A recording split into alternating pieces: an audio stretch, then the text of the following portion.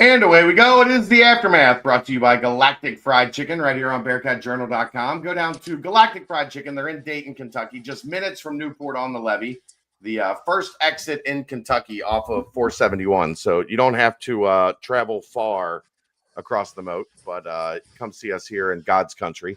Get yourself some Galactic Fried Chicken. Wonderful fried chicken, amazing chicken tenders, and everything you could ask for. I love the dunkers, chicken dunkers, little chicken nuggets. They're fantastic. Great fries, great coleslaw, deviled eggs, all kinds of good stuff. And make sure while you're there, you get yourself some Galactic sauce. All right.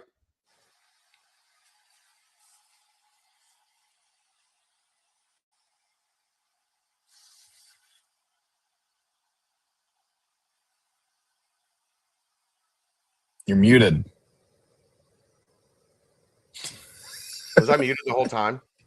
No, you like literally right after the ad, you said, all right, and then you're muted. Oh. Luckily, I didn't say anything important. There we go.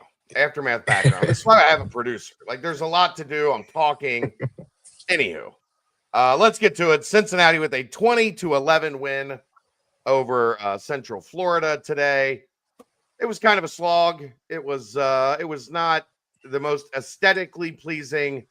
The offense had a rough day, but Keegan, for me at least, your offense is not going to be great all the time. We knew Central Florida's defense was decent enough to give you some problems. Cincinnati self-inflicted a lot of wounds that could have made this look a lot different in the final score, but the defense did what was needed to do. Sure, they gave up a bunch of yards, but we've talked about this a million times. They're going to give up yards.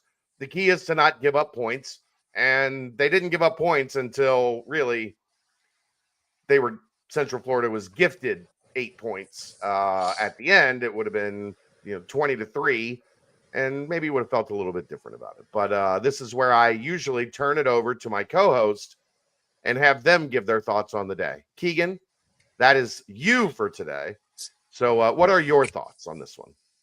I think regarding what you said about giving up yards but not points, I think it's an even better thing that the majority of the yards were 108 of the 413 yards were by the quarterback, and the majority of those were just scrambles when there was no one open down the field.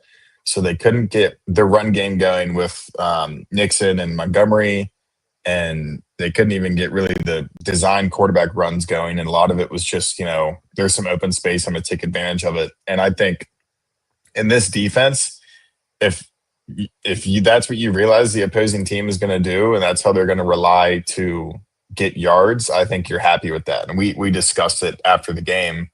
And I think it was a bad game for the offense, and it was a boring game, but it's a sign of the times that a lot of people can be disappointed by a win in the Big 12. And that kind of tells me that the season's going all right compared to the last 2 years.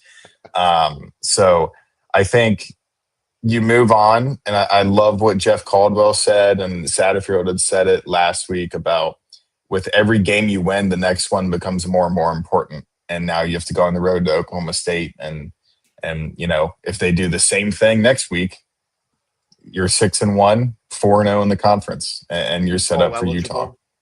Yeah. Bowl eligible at that point in time. Yeah, I mean, look, I think we were all frustrated with today at times. Like, I even asked Jack Dingle about it. Like, when you're out there, it's one of the more remarkable things I've ever seen. A 17-play, 9-minute drive that totaled 40 yards. 0 points. That's insane. That's insane to really think about. Yeah. 0 points, 7 plays, 17 plays, 40 yards. Like that is hard for my brain. The math on that is hard for my brain to comprehend. Taking a lot of time in between plays, running all around the field during the play. Yeah. People chasing the quarterback. They really juiced the most clock they could on that drive. And I think I credit the defense for having their conditioning up. I credit Nico for having the team ready, because one little lapse in conditioning, one little lapse in readiness. And there could be an explosive play down the field, and it could change the script of the game. So on a day when the offense wasn't going, the defense was, and what Sat said after about we've proved that we can win multiple kinds of games and that we can have 1,000 combined yards, win 38-35. They can win 20-11 in a slugfest. Yeah, I mean, and look, I got the sense, and I'm sure a lot of people did too, Keegan. You come out that first drive, you go 3 and out, and then they get a couple first downs and punt and kind of pin you back. Yeah. This one's not going to be as simple as maybe everyone wanted it to be. Yeah, and I think even though the offense struggled, I think that they still proved that they have a damn good quarterback who can put the ball where it needs to be. Because there's not a lot of college quarterbacks that are going to see that free rusher come in his face and then just deliver it right on the money for a 40-yard score. Like when he runs straight in his face, a lot of guys are just going to freak out, bail out of the pocket, and maybe throw it away. He stood in there and delivered a touchdown to Jeff Caldwell. And then the completion to the end zone was a perfectly placed ball for where the DB was. And Tony was talking about it on the podcast that some of those throws the rest of the season or prior this season had been like kind of deeper, and it was more of a 50-50 ball when that one was more 80-20, and it was a good catch and good throw. So credit to Sorsby for still making the necessary throws to get him in the end zone. Yeah, it was a back shoulder, like a legitimate back shoulder instead of like a jump ball. It was Jeff Caldwell was really the only way that play was going to be made. Like he had the defender boxed out. Jeff Caldwell's hilarious. Yeah, it's funny. I love Jeff Caldwell. But yeah, look, here's the thing for me, Keegan. UCF's offense is exactly what this defense is designed for. Yeah. Because they're not a prolific passing team. The passes that they did complete were all the, free release, 5 yards, 7 yards, 3 yards, 4 yards. That team's not built to sustain that. They're not built to death by 1,000 cuts, right? Like they need explosive plays. They need splash plays. And Cincinnati really did not give them any. I mean, their longest passing play was the accident. Yeah. And their longest play of the game was the accident play where it bounced off a UC defender's chest. Another chance for an interception that they did not come up with. There was like 3 more today. Those, three or 4 more of them today where they had a chance at an interception. They didn't get it.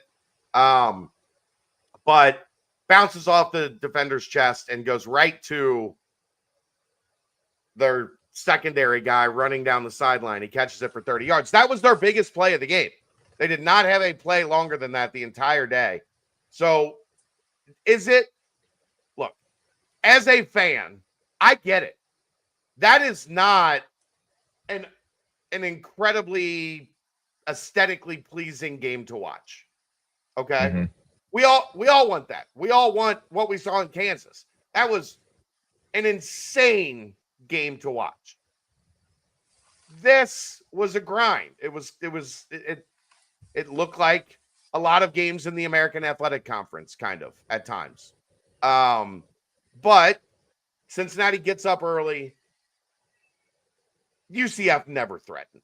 UCF never threatened to be in that game. So yeah, I get it's frustrating to watch. It makes you want to pull your hair out at times because it feels like the other team is marching up and down the field on you. But really they're just going from the 20-yard line to midfield to the plus 40 or the minus 40 or their plus 40. And then they turn it over, they punt, they have like every penalty, it's except for one, it felt like just destroyed, imploded their offensive attack. The one holding call, they got 17 yards on a completion on the next play. But other than that, every mistake they made was critical for them because UC was forcing them to go just dink, dunk, dink, dunk, dink, dunk. And it is really hard to do that and sustain it. What they had 18 third downs? 18 third downs? 7 for 18. That's forcing the other team's offense into a lot of uncomfortable situations. Yeah. And I thought it was funny that Satterfield just straight up and said it in the presser. He's like, yeah, we're a rhythm offense. And if we're not in rhythm, we're going to be in trouble. Huh. Where have we heard that? A ton. Like, I've been saying that since last year about this offense and Brendan Sorsby. When he is in a rhythm, they cook. They flat out cook. I think today, I mentioned this a little bit earlier, but I wanted to go a little bit more detail. Those drops in those first couple drives, it felt like that was like, uh-oh, this isn't looking like it has looked the past couple weeks, because the receivers have been really clean, man. Like, they have not had many drops. They have not had many bad routes. And today it just felt like, and it's what we were all afraid of, right? Huge win against Kansas on the road. You come home and you beat a ranked Iowa State. You're not going to be at your best every game all season. You're just not gonna. And today the offense wasn't great. Special teams played a massive role in this one. Max Fletcher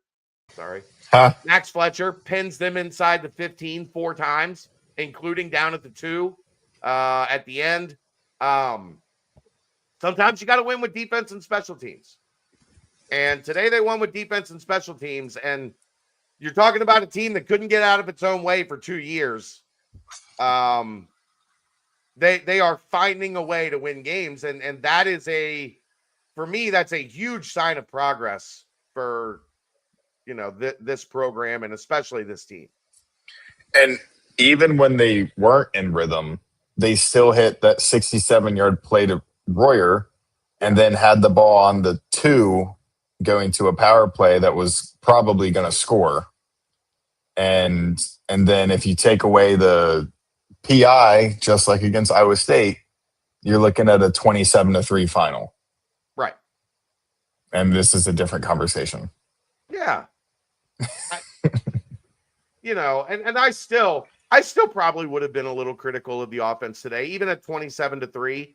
Yeah. Because it felt like they left a lot on the table today. Like, it felt like there was a lot of, I do think, credit to UCF. It felt like they sold out to stop the run. They said Cincinnati's not punking us like they did Iowa State. Yeah. I mean, and that's what's going to happen when you watch that Iowa State tape, right? Like, your defensive coordinator is going to stand there and go, hey, you want this played on ESPN? You want 500,000 views of you getting run over and over again? Because if you play soft today, you're going to get your ass kicked. I thought their run defense was really good. And that's really, the line dominated Nebraska in the run game. They just didn't run it very much. And when they've run it, that line has kind of owned the point of attack. Today, they didn't. Today, UCF did a really good job kind of frustrating the offensive line. They didn't get after Sorsby a lot, but there just wasn't a lot of space at the point of attack. I'd say it was more like Cincinnati. We talked about this with the stats, Keegan, where Cincinnati, in the Iowa State game, it was like 3.5 yards before first contact. Yeah. First contact today was at the line of scrimmage or behind the line of scrimmage. Like, I give UCF a lot of credit. Their D-line and their linebackers really frustrated the run game. And I think that's a big part also of why the offense never really got rolling, because we've seen they'll get a 10, 15-yard run. We saw it on the touchdown drive. Yeah. The first touchdown drive. They got a big run, and then all of a sudden everything was humming. They didn't get a lot of those runs today. Yeah. I think that's credit to UCF. And it's funny because I'm even like every time Tawi would touch the ball, I'd be like, oh, well, he's going to be able to break a tackle and we'll see what happens. And it just didn't happen. So like the 4-man front, the fact that like that 4-man front is actually really good.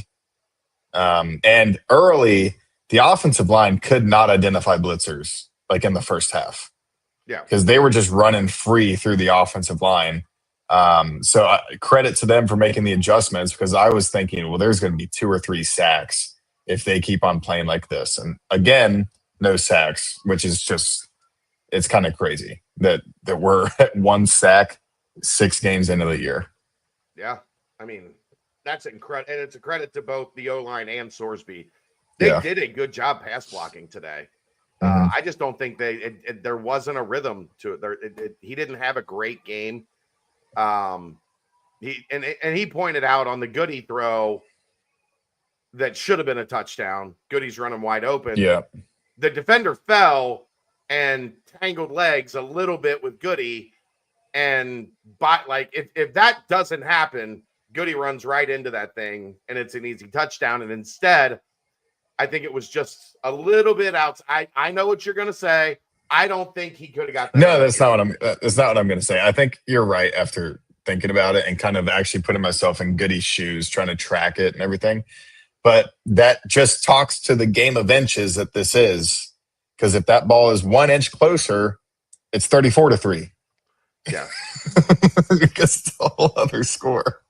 So, just everyone remember that, with the negative Nancy's, because I know there's a lot of you out there that, you want to complain about a 20-point win over Bowling Green, and then you want to complain about a 9-point win over UCF.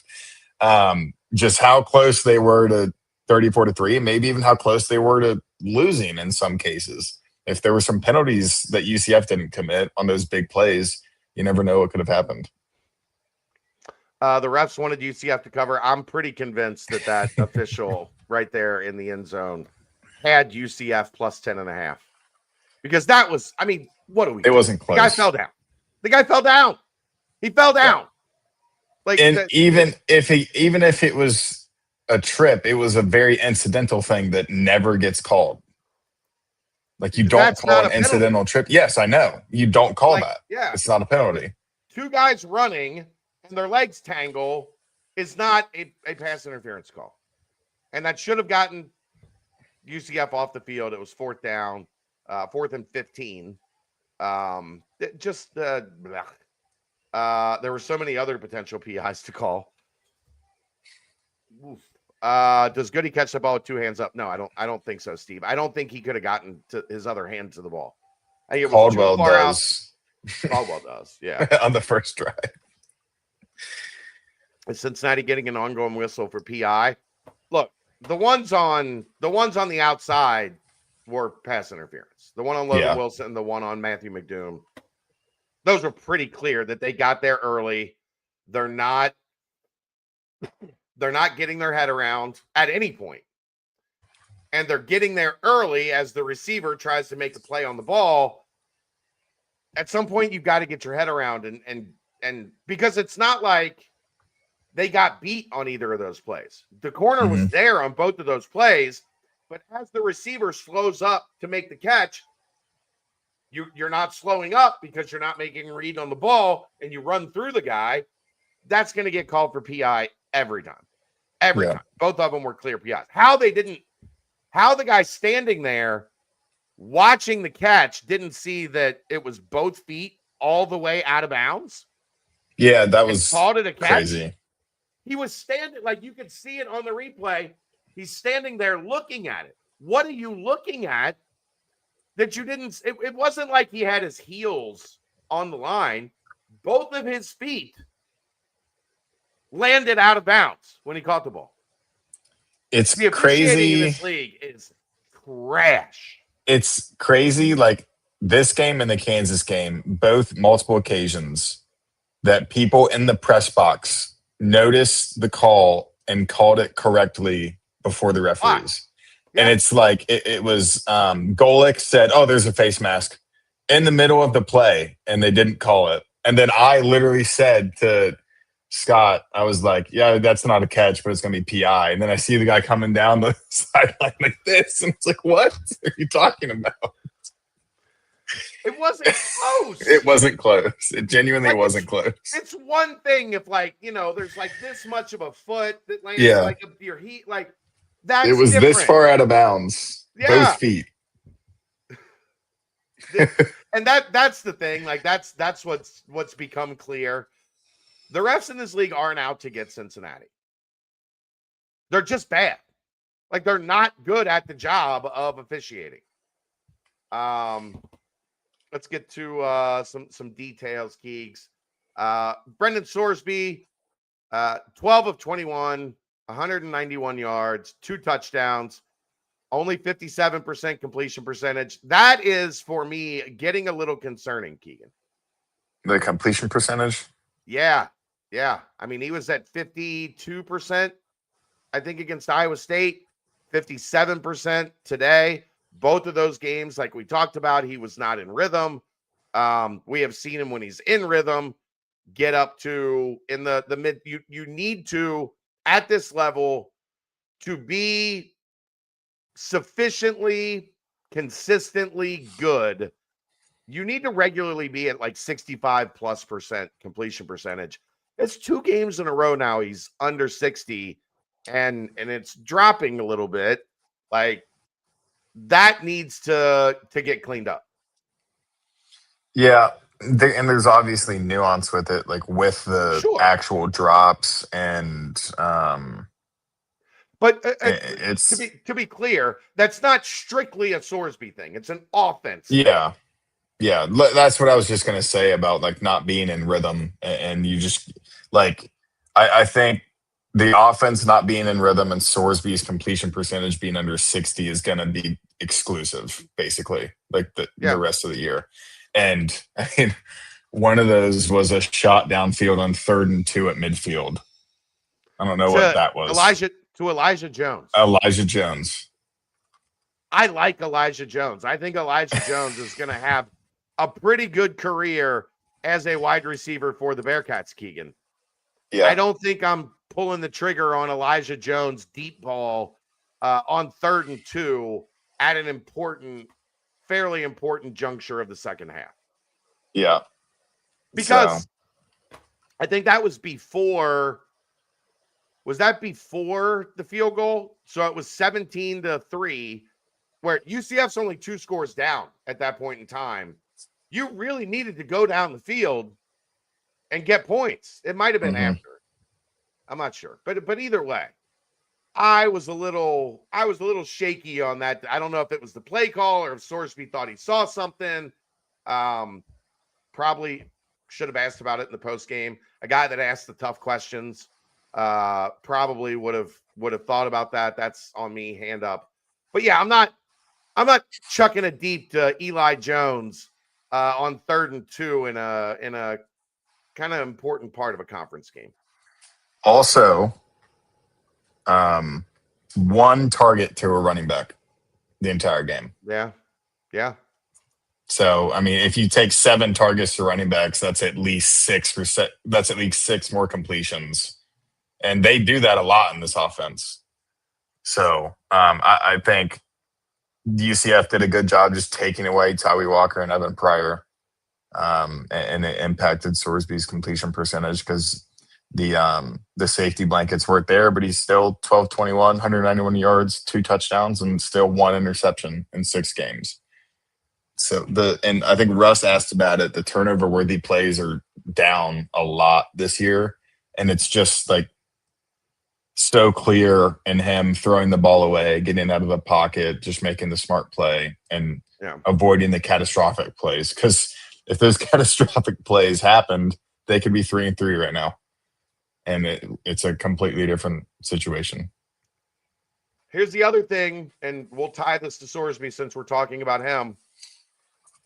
Essentially 8 drives in the game. You're playing a game where UCF shortened the game.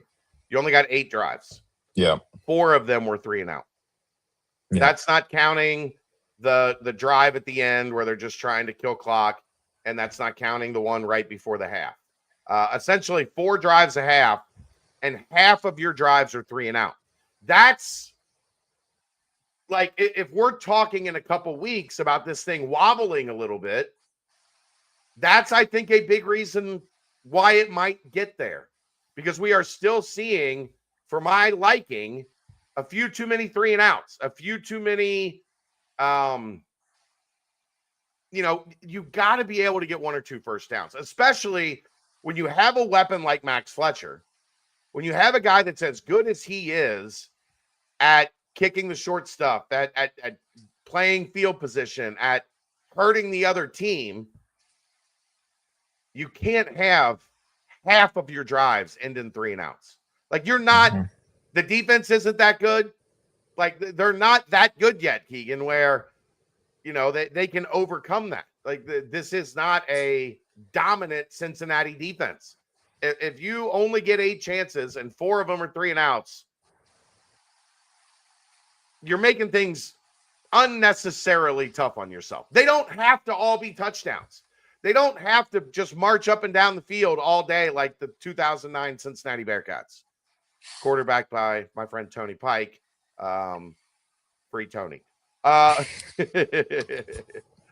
But 4 of 8, man, that's concerning. It's concerning. Yeah. I was trying to go through the play script and see if there was any kind of trend with the 3 and outs, but he mixed it up pretty well in terms of run, pass, run kind of thing. The first 3 and out of the game is like the most disappointing because it's run, incomplete, and then you punt. Yeah. Run, drop, and then you punt. Yeah. But I did want to mention you kind of pointed out to Jeff about the revolving door of receivers that the defenses have to scout. And it's like Joe's good, and then they double Joe, and then Cyrus is good, and then they double Cyrus, and then Jeff is good, and then, okay, what do you do now?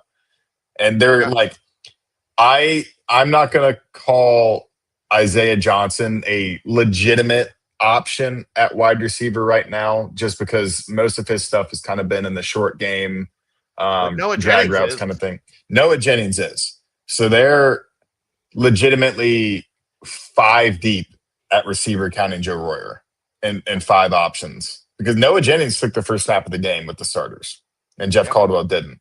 So if that's if that's not even a message, but just talking about how deep they are a receiver, you don't need to go past that.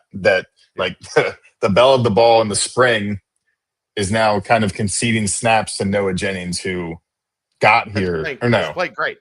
Yeah. Isaiah Johnson got here late. Yeah. Isaiah Johnson's the one that got here late. And by the way, what a heck of a late spring addition where, like, we need one more guy. Like, you lose a guy. Okay, well, we need a guy. Okay, that worked out pretty well. Good job. Good job, Jack. Well done, sir. That pop pass when he got 0 help from Royer and Grover against Iowa State, and he juked 8 times and went for like 25 yards. It's crazy. Like, put the ball in his hands and the dude makes plays. It's crazy. Yeah, it looks like the Thanksgiving Day game for your family. Yeah, where you're the oldest. You're the only athlete.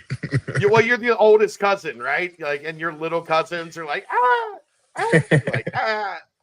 get out of here. I wouldn't like. I don't know. I had some athletes in my family. I don't know about you. Not really. We were baseball players. You were the one getting juked out by your oldest cousin, weren't you? Probably. And I was the youngest, so yeah.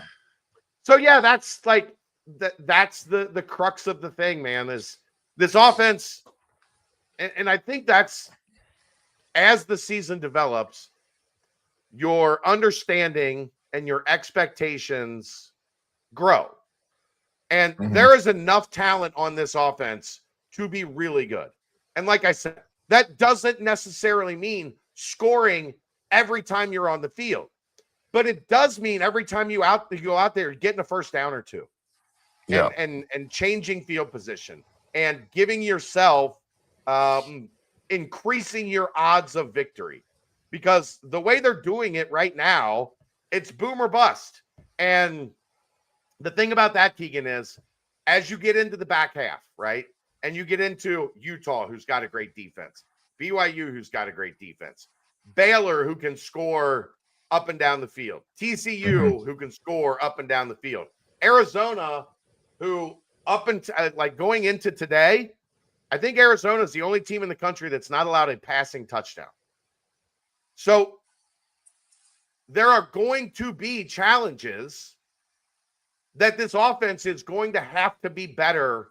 They had too many 3-and-outs last week against Iowa State, especially in the second half. And then they follow it up today with too many 3-and-outs. It's just, the red flag goes up that they have a chance to be really good. They've got to take advantage. They've got to maximize that opportunity. And right now it's hot and cold. It's boom or bust, right? They scored what? 4? They had 4 scoring drives, and then they have 4 drives where they went 3-and-out. That is the quintessential colossal carbohydrate. Are you listening? We've been talking about 4 3-and-outs for 10 minutes now. 4 scoring drives, 4 3-and-outs. Those are the only 8 drives that they had in the game. Yeah. I'm curious, how interconnected do you think momentum and rhythm are for the offense?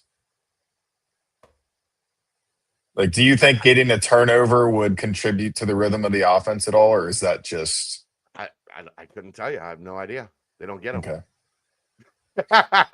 They went got one today and then 3-and-out. Yeah, they went 3-and-out right after that. They're right near midfield and really had a chance at that point. They could have ended the game right then. Yeah. Because UCF that is a rough offense. Yeah. That is a rough offense. I'll say, looking at the rest of the schedule, I'd be surprised if they beat either Utah or TCU if they don't start getting turnovers. I think you might be able to get Baylor on it if you just do a shootout again, but your offense has to be on. I think you might be able to get Arizona and BYU because those 3 games that I just mentioned are at home. But when you're playing those good teams on the road, they did it against Kansas. That was kind of a last team with the ball ends up winning. The thing is, though, Keegan, then you put incredible pressure on yourself to be perfect on offense. Yeah. To be damn near perfect, where that's just not fair to ask for them. Mm-hmm. It's not, it doesn't jive. It's not something that in a conference like this, you're going to regularly ask your offense to go out there and be perfect. They're not going to be. There's going to be days like today where they're not, and you got to find another way to win. Fortunately, UCF's defense or offense just isn't good enough. Yeah. It's not good enough. 3rd string quarterback. Maybe we just don't need turnovers. The funny thing on that one, Steve, it's interesting because we talked about at the beginning of the year, we did not anticipate this to be a team that gets a lot of sacks, and they're not getting a ton of sacks, but they're getting enough to where that's negating the need for those turnovers a little bit. 2 sacks today. It was tough when Francher was just running around like a chicken with his head cut off. At they every could have opportunity. 7. Yeah. But they're getting pressure from that defensive line, Keegan, which the thing we always talked about was you can't not have either. You either have to pressure the quarterback, get him off his spot, and make him throw it away or whatever, or you have to get turnovers. It would be nice to do both, but I don't think we ever felt like this defense was that insanely talented that they were just going to do both regularly. Mm-hmm. But, man, they had 3 times today it felt like they should have had the interception. Yeah. All I've read the past 2 years on the board is that UCF has a lot more talent than we do. Have those posters apologize. Boy, that ain't come from me. I don't think that's a super talented team. I think they have some talented players. Yeah. But I think they're suffering from a lot of what Cincinnati suffered the first 2 years. Not enough. You've got to be deep. It's not enough. It's easy to look and go, oh, they've got 7 or 8 guys on that roster that are legit Big 12 players. You need 30, 40 of them. How many times today? I don't know that I've ever seen it this much, Keegan. How many times today did they just run all 3 linebackers on, run 3 new linebackers in? It was a ton. they had the grandpa group of linebackers with Dingle and Golday and Jonathan Thompson, and then the baby backers came in with Whedon. I thought Whedon played really well today. We'll get to the defense in a little bit. I thought Sims played great today, and Simeon Coleman. And I've seen linebackers run in and out before. They were doing it like a D-line rotation. Mm-hmm. And I thought it was super effective. Yeah. That's probably, we knew that they were going to be good, or they at least have lived up to or exceeded expectations. And I think the thing we overlooked the most about Jake Golday is just his athletic ability and like his inability to get juked out. Yeah. So it's like his at the point of attack and his open field tackling, he just sticks with the guy. And that's when he almost had that sack on Fancher. Fancher tried to juke him, and then crushed him. I think he was going after him. Like that sideline hit was questionable. That was, he got him. What was questionable? It was a little late. If they had thrown a flag, I would have understood. The ball had just come out of his hands. Yeah, but just the noise that it made. It was loud. Well, like the guy had been running around the whole time and nobody had been able to tag him. And I think Golday said, I'll tag him. Look, if they would have got 15 yards there, I would have been perfectly fine with it.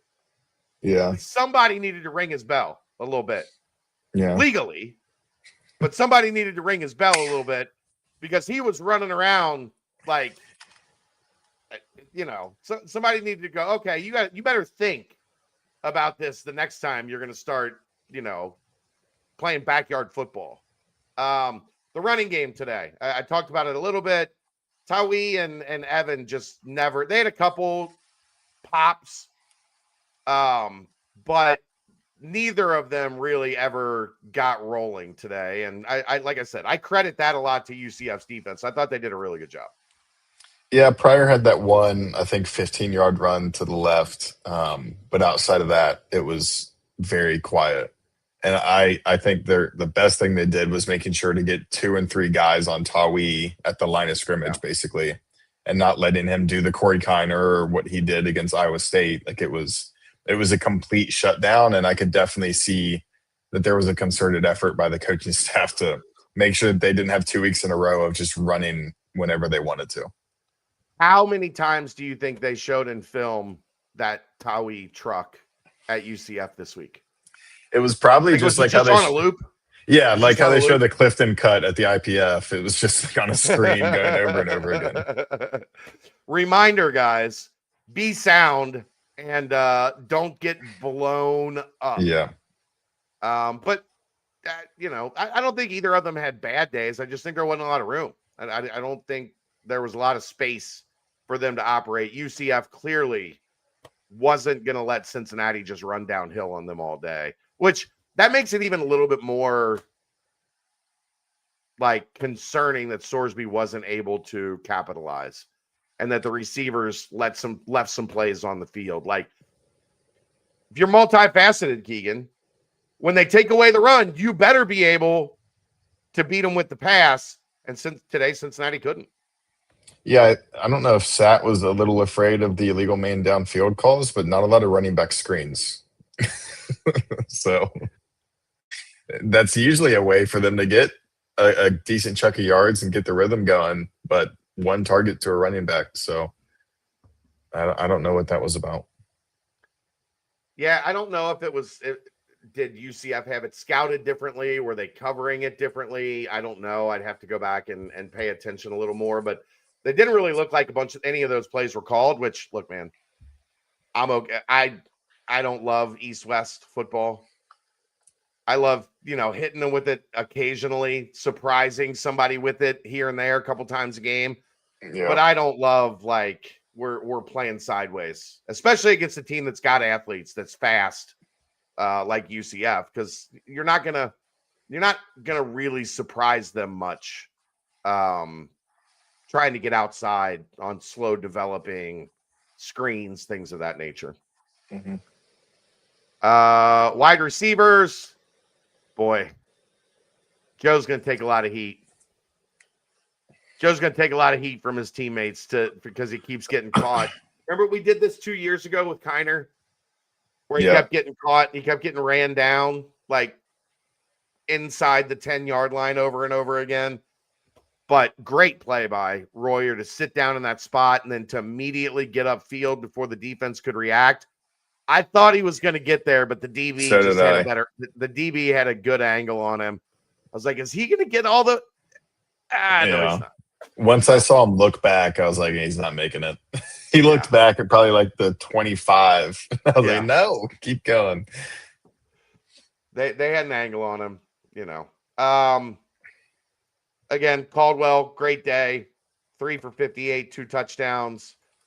Boy, they needed that first one because it could have got real ugly if they had stalled on a couple of those early drives. Then UCF gets some confidence.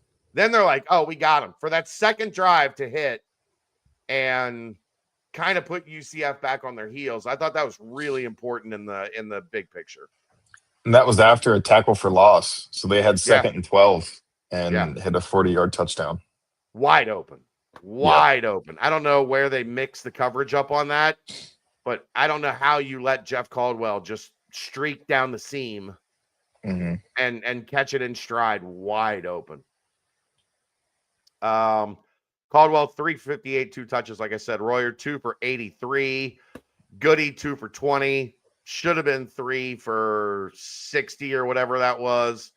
Isaiah Johnson 2 for 14. Noah Jennings 1 for 12. Tyree had 1 for 5, and then Cyrus Allen. I called that one. I was like, have they got the ball to? I was talking to Amani. Have they got the ball to Cyrus yet? And then he catches it for -1 yards. I was like, I'll shut up. He had 1 catch for -1 yards, and he averaged -1 yards per catch. Yeah.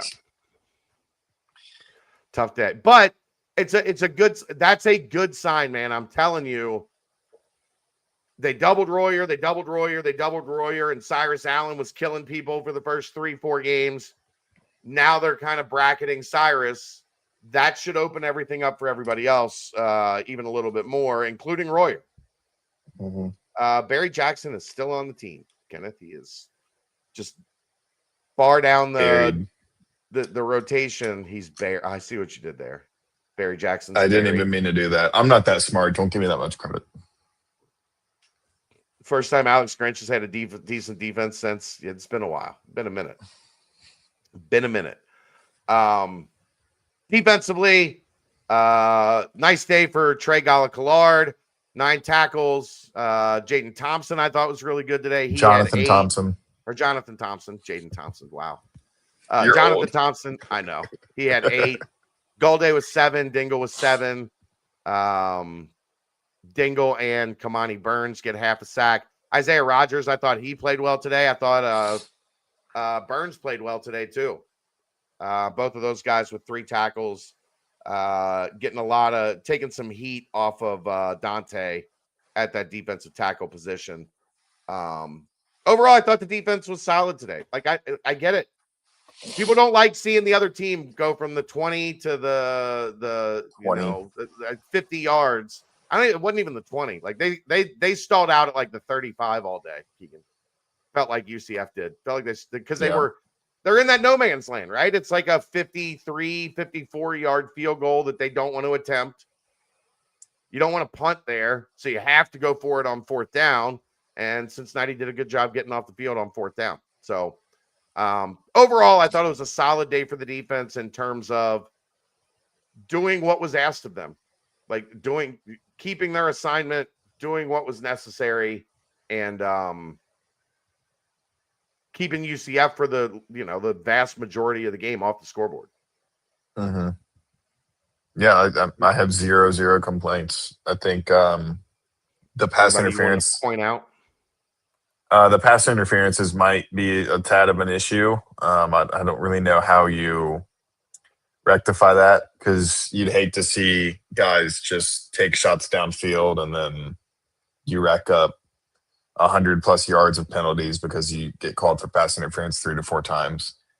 But and it's beyond the should be non-calls. Like it's Not a lot of holding. It's more just pass interference on deep balls that they're struggling with. Yeah. And teams are kind of picking on it. Like on those late downs, 3rd and long, 4th and long. We'll just throw it up, and the odds are pretty good that we're going to get a pass interference call. They have to clean that up. You have got to get your head around. When you see the receiver getting his hands up, you've got to get your head around. You can't just try to play through him in those situations over and over again, because they're going to pick on you, and they're either going to beat you over the top, or they're going to get 15 yards and a first down. When you've worked so hard to get to 3rd and 4th down, you can't give them freebies, and just a couple freebies today that didn't work. Did you mention Brian Sims punch out? No, I hadn't mentioned the punch out yet. That was a awesome play. It was Perfectly located. You know, I'm a big Brian Sims guy. Yeah. I think he's going to be really, really good here as he continues to develop. And I thought we saw it today. I thought he was super active. Thought he was flying around in on a lot of plays. He's a guy that I think is a great fit for this defense. It's interesting because next year will be Sims, Whedon, and Coleman as the starting linebackers, and I don't know how much of a drop-off you'll see. I think you'll see somewhat of a drop-off because Jake Golday is a freak. Yeah. But you're very confident with that trio as your starting linebackers next year. Yeah. Maybe bring 1 or 2 through the portal and then see where Terrell Halcomb and Miles Harrison are at. And Gibson. Yeah. The transfer. Joe Gibson. Yeah. Lambic said it's not so much that the other teams go from 20 to 20. It's that we give up 3 3rd and 7s to do it. Well, they only gave up 3 3rd downs all day, or 7 3rd downs all day on 18 attempts. So that's not exactly true. Yes, the ones that that's what happened. Like the ones that happen stick out in your brain. But you know, they did a good job generally on 3rd down today.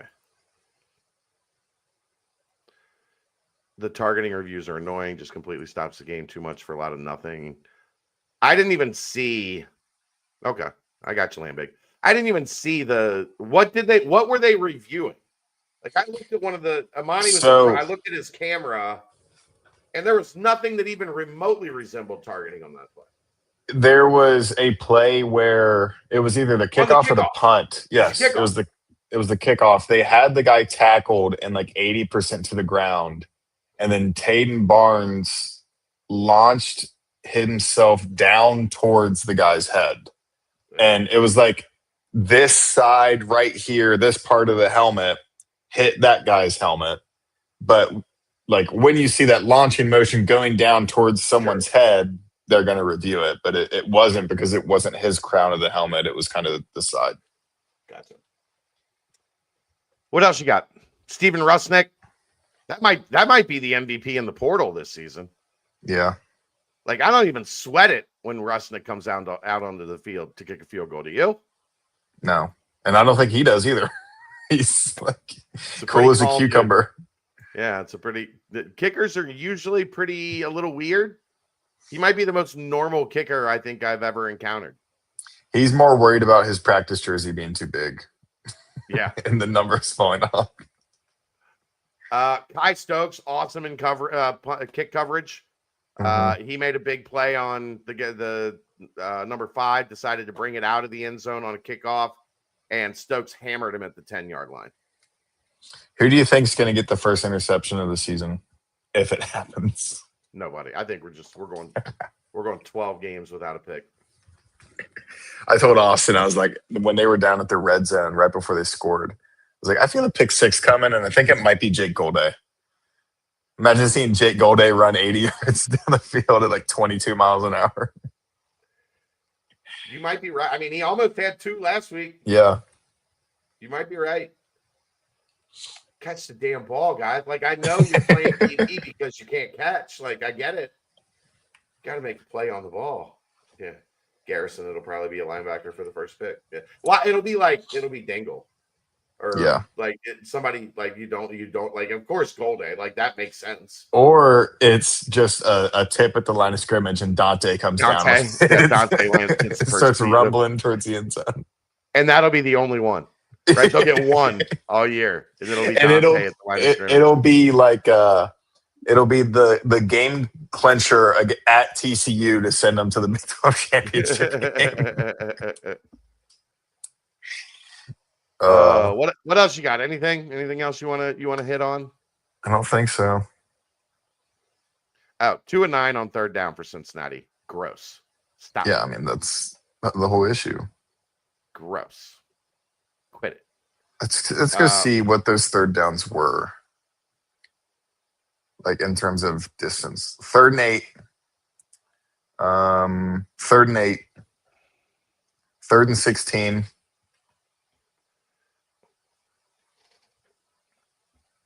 Let's see.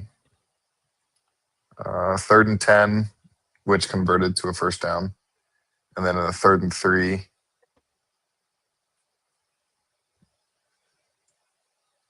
Second half starting. 3rd and 2. 4th quarter. That was a quick one. 3rd and 10. 3rd and 16. Not great, Bob. No. A lot of bad situations. A lot of third and long. A lot of bad first and second downs. They can get 3rd and 5s and 3rd and 6s. Yeah. But when you're backed up to 3rd and 8, that's where it gets harder to run those little outs to Cyrus or Jeff that can get you an easy 5 yards, maybe 6, 7, to where it's drawn up for this exact situation. Right. K-State up 28-14 on TCU. And Colorado's up on Iowa State. I don't think Case. Go ahead. I don't think K-State's bad. I think that they're just very disappointing this year and not as near as good as people thought. I mean, there is going to be a team every year in this league that loses the close ones. And we're looking at them and going, they stink. No, they're not bad. They just keep losing the coin flips. They guess wrong. Yeah, they guess wrong on every coin flip. But this is an example. This K-State game and Colorado just taking the lead on Iowa State. What Cincinnati did today was impressive. Yes. Because they didn't play well, and Central Florida never had a chance to win that game. Never. Not once did they have a chance to win that game. So it's important to be able to win and keep the sticks moving when you don't have your fastball. You know that sometimes you got to call the curve, Keegan. Sometimes you got to call the slider. The fastball's just not there today. They're throwing it right down the middle of the plate. They're grooving it. Bell tie. I'm going to go with bell tie. I was going to say something else. Bell tie fastballs that are just getting popped. Okay, we got to mix in the curve. We got to throw the circle change. I think the 3-3-5 defense is more closer to put that guy on. I don't want to face him, and then you can go to the 20, but your 9 hole is going to be at the plate when you're in the red zone. So Matt McClain's going to be up every time you're in the red zone. Well, I'll say maybe I think the best leap forward for this team, without a doubt, is special teams. I think the second best leap forward is end of the half performance and how they haven't completely collapsed at the end of the half. Iowa State doesn't count because it was a horrible call, but they're not Travis Shamockery. They're not fumbling on offense and then giving up a touchdown, which is potentially like a 10 to 14 point swing at the end of the half. You saw so many times. So just having that, controlling that little part of it is making a big difference. And that's Central Florida didn't have a chance to win today because did they give up a field goal at the end of the half? Is that what it was? But they would have, it was 17-0, and they had the ball at the end of the half, and then they were getting the ball, to start the second half. Yeah, it was a field goal, 45-yard field goal. So if that ends up being a touchdown and then they come out the first drive and they score a touchdown, just like Iowa State, it's 17-14. Yeah. But neither and of then those you things are in a happened. position. Where you can lose this game. Yeah. Yep. All right, man. I think I'm good. How about you? I'm excellent. I'm going to start writing. Okay. I thought you were going to write while I was getting home. Well, we have an intern now, so I have to edit his story. Oh, okay. And I have to transcribe all my stuff. That's why I think he's so good at writing, is because you're cleaning everything up for him, and then I read it and go, dang, Austin's pretty good for a student. You think I'm just gonna let him? I mean, I very minimally touch it, but I ain't letting him. Come on. I know. Austin, my point being, Austin's really good for a college student. Yes. You don't have a whole lot of work to do, but he hasn't gone through the ringer like I did at Indiana, so he's still got to prove himself a little bit. He's not a former like he's not an athlete. Like you know, he played football at Elder. I mean, a college athlete. Oh, that's true. JUCO baby. I mean, JUCO baseball player. Is there any more bro? Like on the like lacrosse. Lacrosse. That's the only thing more bro than you is a D2 lacrosse player. All right, man. Thanks to everybody for tuning in. Oh, by the way, did I put that up here? Jeff got that to me while the show was going on. Look at that. Look at that. Ooh. Look at that. The Bearcat brunch is at 9 a.m. tomorrow. So make sure you're here for that. That's going to wrap it up. Thanks to Galactic Fried Chicken. Thanks to Cincy Light for the Cincy Light Studios. And we'll see you tomorrow morning for the brunch. Thanks to Keegan for filling in. That's going to do it. Have a good night. Bearcats win 20-14.